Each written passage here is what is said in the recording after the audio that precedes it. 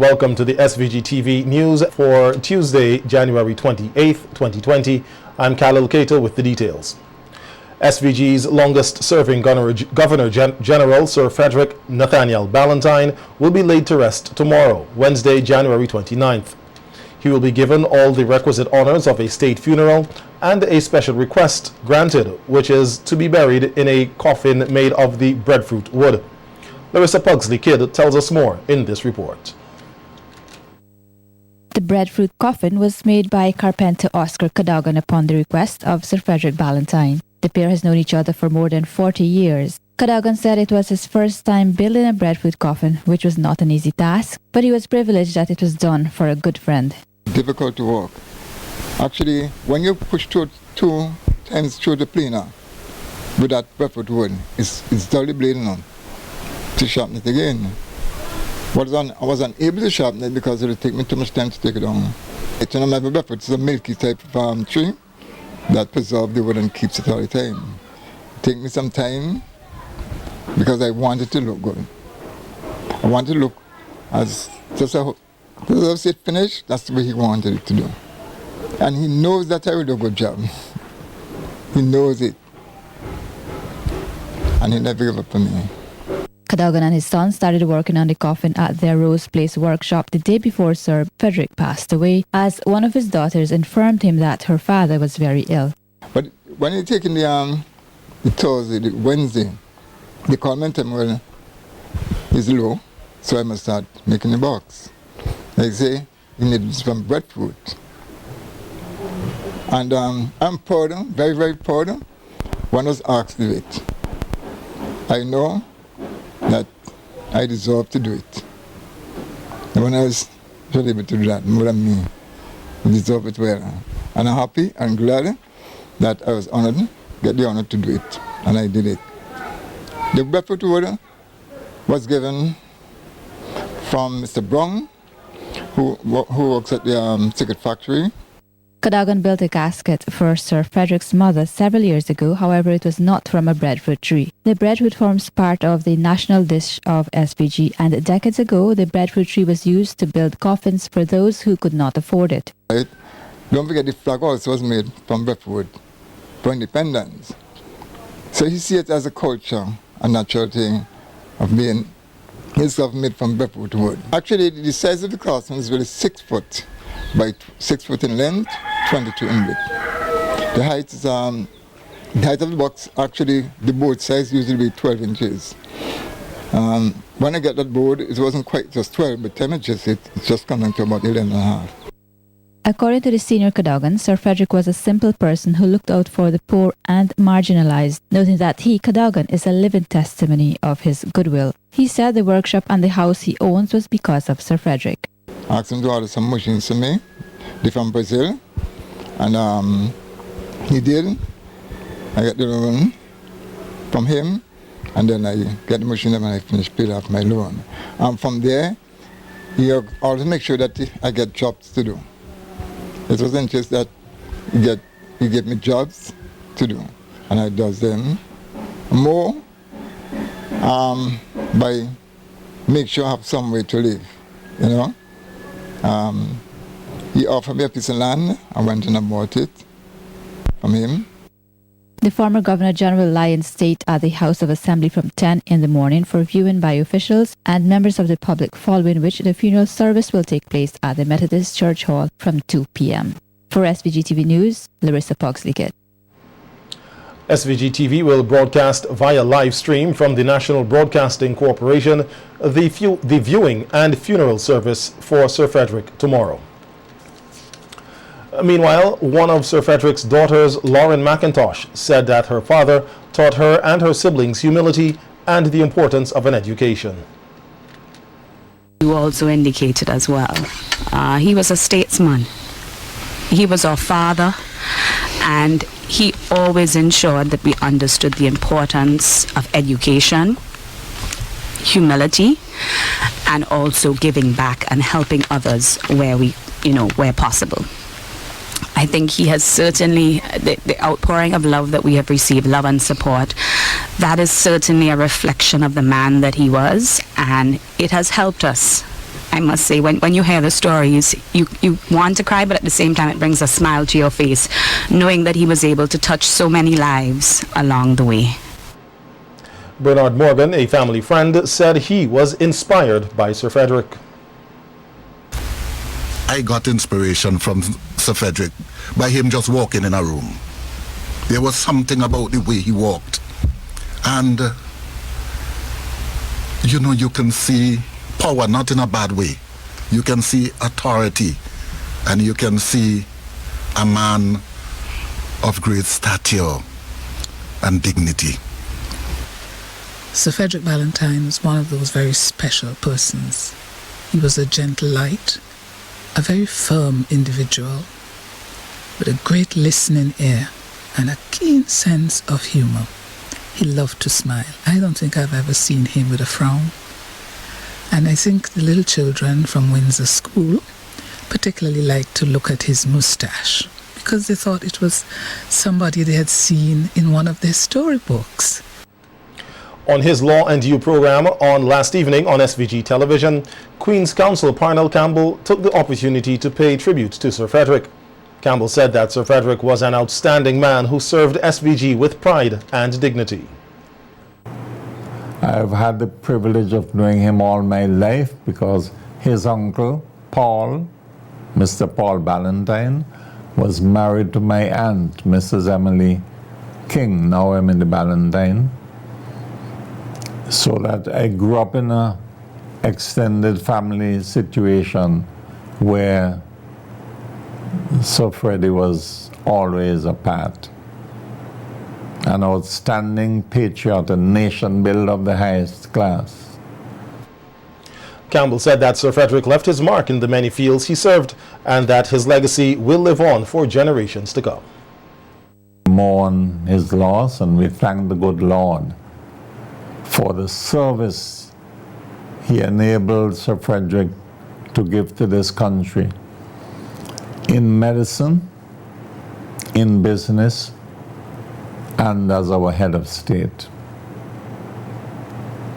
May he rest in peace.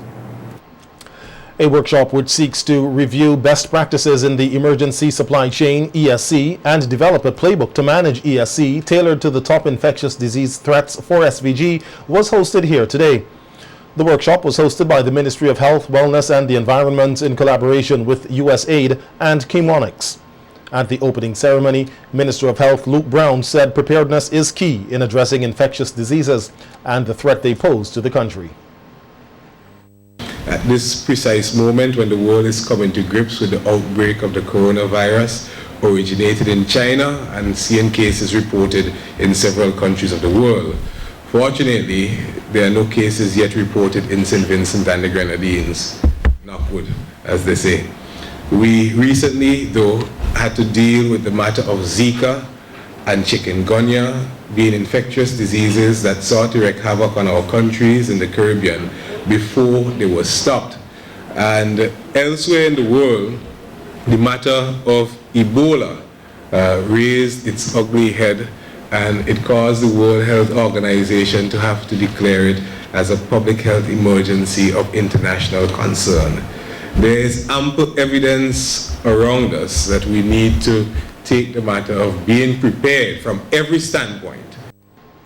At today's workshop, health professionals received training on identifying threats of how infectious diseases, how to respond to them, and coordination. Minister Brown said this is not the first workshop that the health personnel have been exposed to, noting that recently 3 officers participated in a similar workshop in Jamaica, and he is confident that they are well prepared for any eventuality. Improve our public health laboratory services. We're dealing with biomedical waste management and the mechanisms or the requirements for staff accommodation during any event.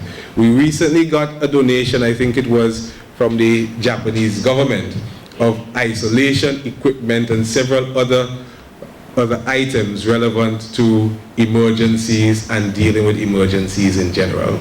So we are here to look at the supply chain preparedness aspect of things, And we are also taking steps on other fronts to make sure that St. Vincent and the Grenadines is optimally prepared for anything that might happen in our country and in the region. Permanent Secretary in the Ministry of Health, Cuthbert Knights, encouraged the workshop participants to put the knowledge and skills acquired to good use.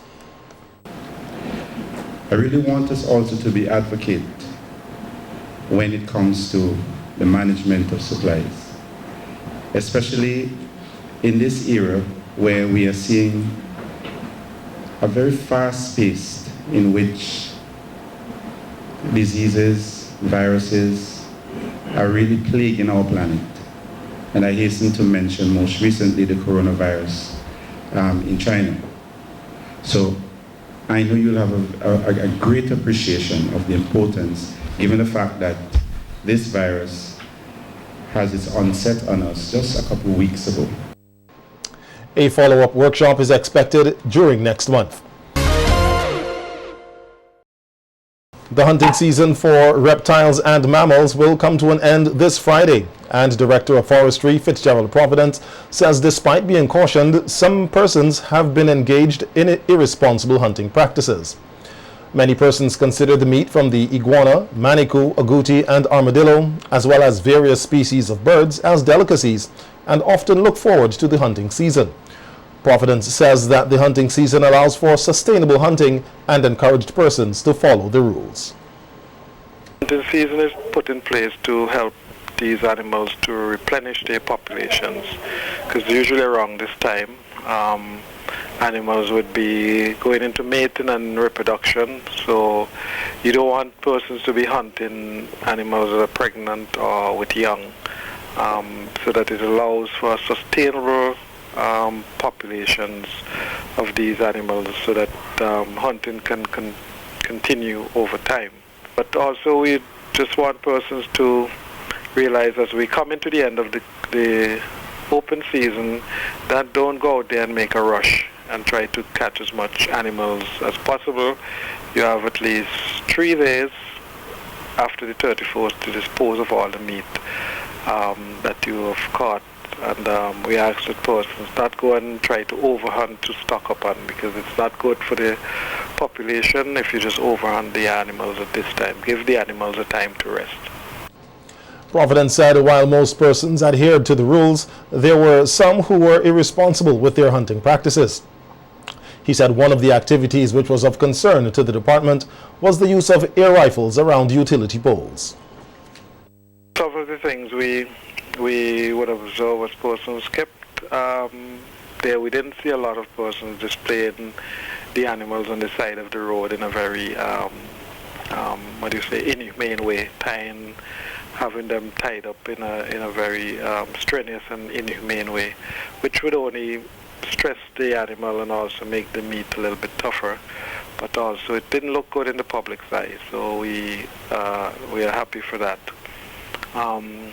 We still would have noted that some persons were making attempts to shoot animals on utility poles or utility lines, which is a no-no, because you can damage the street lights or you can damage the wires, and this just causes it is an inconvenience to persons who rely on the utility lines, and also it's a cost to repair these lines. So we ask persons to desist from hunting animals on utility poles and lines. Providence said the lighting of fires during this time is also a no-no, as it poses a serious threat to life, both animals and human, as well as property. We also say in terms of the dry season, persons should not try to burn too much, because we realize in some areas, particularly the southern part of the island, which is drier, we want to reduce the incidence of bushfires, because it's a strain on the resources, both the fire services and on forestry. It can cause damage to the environment, and also in some rocky areas. When you have fires, it also loosens the soil, And when we have some rains, and the rains sometimes come during the dry part of the year, that you can have rock slides, and we don't want anyone being killed or any damage to property or lives with rock slides. So we ask persons to stop burning the bushy areas, in particular around rocky areas, that can become a problem beyond the fire, because it can also be a problem during when the rains come or there may be rock slides. Motorists and commuters traveling from the leeward side of the island into capital Kingstown can expect their commute to be a little bit easier as the RSVG police force takes steps to ease the traffic congestion. As of Monday, February 3rd, traffic will no longer flow down from Level Gardens Public Road onto Pauls Avenue.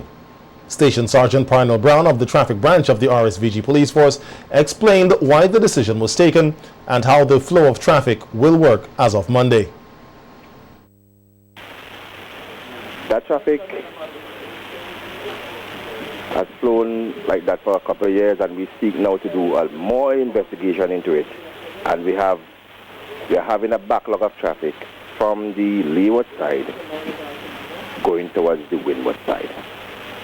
Because of that backlog, we seek to have the traffic arrangement changed back from traffic flowing from the windward to Level Garden to traffic flowing from the leeward side to Level Garden in its original position.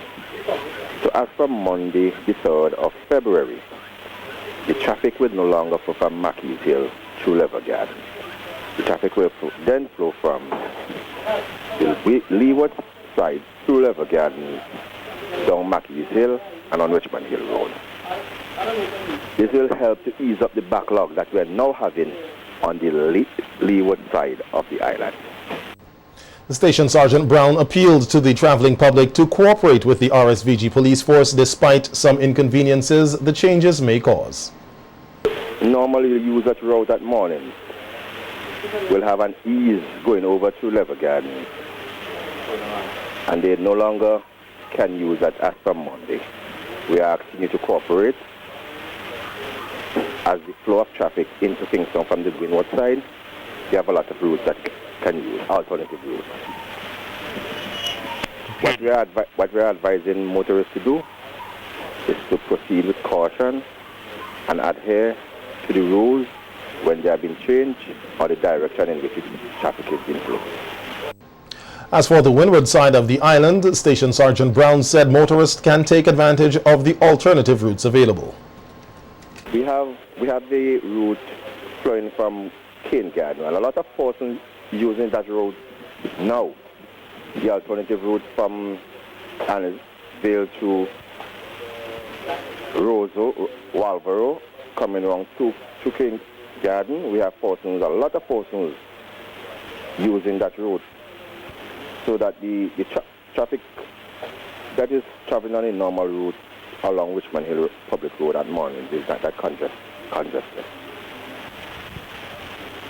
Also, we have the Kingston Hill route where people drive down to Kingston Hill Frenches and exit at the Stoplight Restaurant.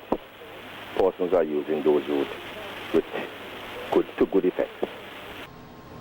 A new car park canopy was constructed at Vinlex Kane Hall Engineering Complex as part of the company's ongoing efforts to implement alternative energy solutions and efficient utilization of resources for electricity generation. The canopy, which has solar panels installed at the top of the structure, serves as a shaded area for vehicles while simultaneously converting the sun's energy into electricity. Solar panels were also installed on the roofs of the transformer and backup generator sheds on the compound. According to engineering training Raheem Hall, a total of 114 solar panels, each capable of producing 325 watts, were installed. Hall said the total alternating current or AC power output of the system is 30 kilowatts with a peak of 33. He noted that the addition of solar panels has the capacity to produce 60,000 kilowatts per hour per year, and it is anticipated that this amount of power will reduce the use of fuel for the generation of electricity by approximately 3,272 imperial gallons annually. VINLEC's initial solar energy project was launched in February 2010 with the commissioning of the Cane Hall Engineering Complex solar power system. The company also has solar systems at the Lomans Bay and Union Island power stations. Work on the microgrid solar project is in the final phase. Upon its completion, the island will be the second Grenadine island to have a solar, battery or diesel microgrid system, with Union Island being the first, with that system commissioned in 2019. In the future, the company says it plans to upgrade its first experimental solar system at the Cane Hall Engineering Complex to at least 4 times its present size. The Lions and Leos of SVG will be hosting their regional counterparts from Grenada, St. Lucia and Barbados for several meetings and social activities here this weekend at Hotel Alexandrina in Rathel Mill. At the start of the Lionistic year, Lions and Leos are given several areas of focus by the district governor around which projects and events are planned and executed. The clubs in Grenada and SVG will report on their activities on Saturday, February 1st at 9 a.m. at a Zone 3C meeting chaired by Zone Chairman Lion Michael John of the St. Vincent South Lions Club. Meanwhile, Lion Lindell Gustav of St. Lucia will chair the region meeting, which convenes at 2 p.m. on Saturday. The meeting will feature reports from the chairpersons of Zones 3A, 3B, and 3C. Region 3 is comprised of Lions and Leo clubs in St. Lucia, Grenada, Barbados, and SVG. Zone Chairman Lion Michael John says that the Lions and Leos of SVG are looking forward to welcoming their counterparts, and there is great excitement and participation so far from regional delegates. More than 60 Lions and Leos from overseas are expected to be in the state this weekend for the activities.